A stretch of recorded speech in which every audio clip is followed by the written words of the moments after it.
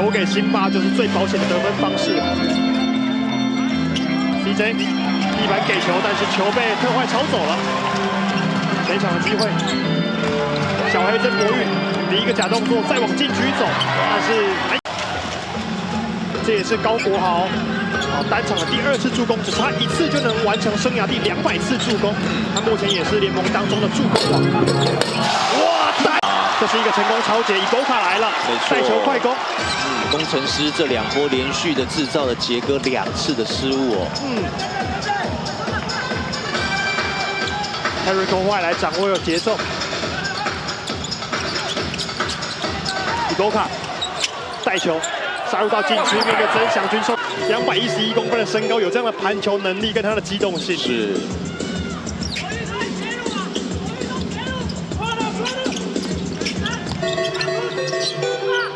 辉哥在高位寻找队友，外围倒传，高国豪必须要赶紧找出手的机会了。林一辉的出手，这一球没有碰到篮圈，球也出到界外，机会已经创造出来了。没错，不断做到切入，然后去找到一个外线出手的机会了。工程师这一波的进攻蛮关键的，在气势上能不能够延续？小黑曾博玉在外线出手力道大，今天的投篮手感，确实也是跟前几场有一个蛮大落差。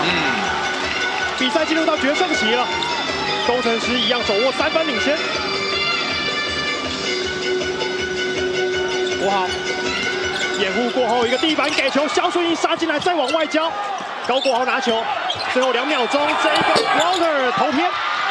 这一球篮板球摘下来，进入到读秒阶段，工程师手握3分优势，105比102。时间是站在工程师这一边的。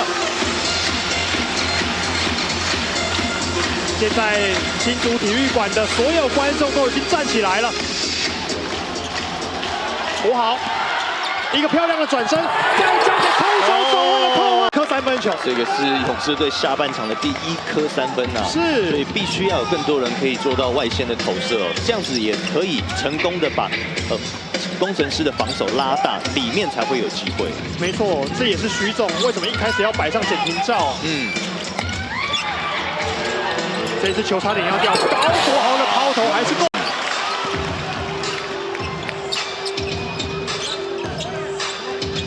工程师在第4节先发的洋将并不是辛巴，而是摆上了特坏，希望能够串联球队的攻势。一个假动作骗过了对手，我觉得这个是最可怕的。